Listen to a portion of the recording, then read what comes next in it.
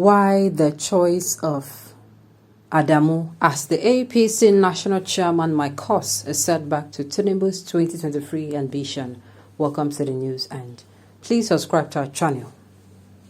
Ahead of a forthcoming national convention of the All Progressives Congress APC scheduled for March 26th, it is no longer news that President Muhammadu Buhari has endorsed a former governor of Nasarawa State and incumbent lawmaker representing Nasarawa West Senatorial District at the National Assembly, Senator Abdullahi Adamu, to succeed Mai Malabuni as the APC national chairman. I thought, it is actually wrong for someone to endorse. Well, as somebody who is a political, I don't know. Let's find out together. The news in detail. Although governors under the aegis of the Progressive Governors Forum, PGF, kicked against the choice of Adamu, but the president ignored them and affirmed the zoning list. Without doubt, the endorsement of Adamu could affect the presidential ambition of a former governor of Lagos State and All Progressive Congress national leader Asiwaju Bola Ahmed Tinubu, who recently his consultation in the Southwest. While the choice of Adamu as the APC national chairman might cause a setback to Tinubu's presidential ambition. Although governors and some leaders of the ruling party expressed dissatisfaction with President Muhammadu Buhari's choice because Adamu was a founding member of the PDP, he joined the APC alongside the former Senate President Dr. Bukola Saraki and 35 other senators in 2014. Thus, they perceived him as a PDP mole in the party. It is no longer news that the APC was founded by four legacy parties: the ACN, the CPC, the ANPP, and a faction of APGA led by Rocha Sokorocha. Some aggrieved PDP members led by Rotimi Amechi later joined the party. The emergence of Adamu might cause a setback to Tinubu's presidential ambition because if a member of the PDP bloc emerges as the next APC national chairman by application, the caucus will have an upper in deciding the 2023 presidential candidate of the APC. Well, I don't know why they're calling him a PDP man. They said he moved there or he defected in 2014, and it's been how many years? It's been 8 years, so they're still referring to him as a PDP mole. Well, what do I know? It depends on what he has been showing them. If he have been against their rule, or, like I said, his character towards them in the party. Because I believe some things are meant to be obvious still, no matter how you want to hide them. But I think as he has defected, there is nothing else there. What other should be more? What should be more assuring that you're defecting from, a party where you were before and you go to another, and you have stayed there for how long and you're not giving any sign of leaving.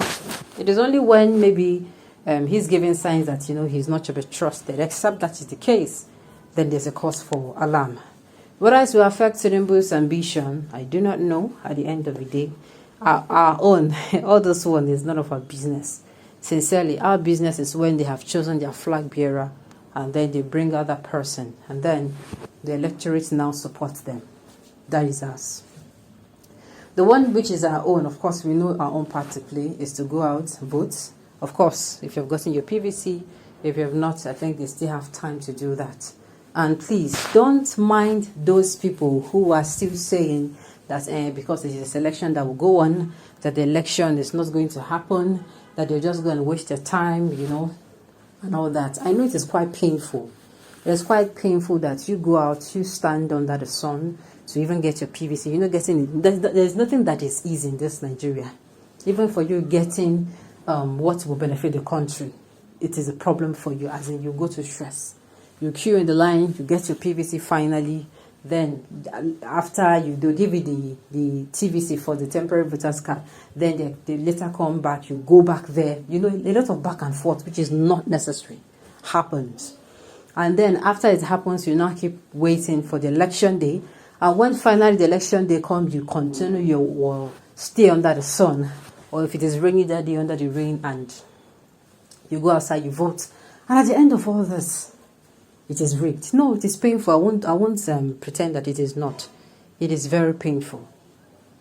A good example of such people would be, let's say, for instance, take I would say, let's for instance say Anambra elections now. That these people who, after they were threatened, whom after they were, as in the atmosphere was tense, they still came out, voted, and then at the end of the day, they come with a result that it is not the people's choice. Man, it is not going to be funny. They will have the right to will I say, protest out. Yes, it is painful. You're giving somebody it is as painful as you're pregnant for how many months, and then you give birth to a baby, and at the end of the day, your baby switched. You know, it's not funny. You won't find it funny. So I won't pretend that I don't know the pains, but that does not mean we should relent. We relenting is we are telling them that they have won. They have won in making people believe that, oh, without election they can win, which is not the case. Say it this way: if without election they can win, why do you think they are going about from state to state ensuring that they have people who are canvassing for them to vote for them? Why do you think so? Why do you think they release billions of naira for campaigning and release billions of naira to convince people to vote for them? I mean, look at it. Yes, we know that, oh, they do rigging, which is why a group of the National Assembly is seriously went, oh, let us even bring electronic voting. Yes, the good ones among them.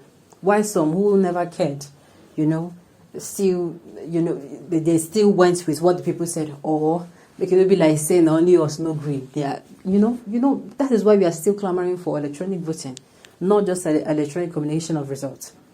Electronic voting, I mean, with the way they vote in the US, I mean, in other Western countries, I don't think there's going to be like something that is on an election that is not free and fair.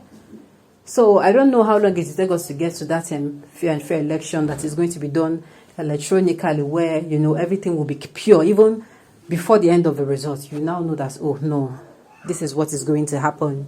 This and this is what is going to happen, because it is showing from the result. This person is leading by how many thousand, and there is no possibility, we can still count that, okay, let's say somebody is leading by, let's say, 500,000 votes, and you're saying, oh, somebody who has 500,000 votes to cover is still going to be, over, how am I going to, still going to win? Everything will be clear.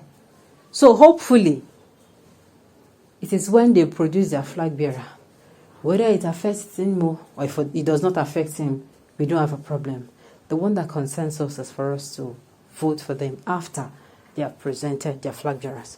Okay, on this note, we've come to the end of the news. We say thank you for tuning in to listen. Until I come your way next time, I enjoy the rest of your day.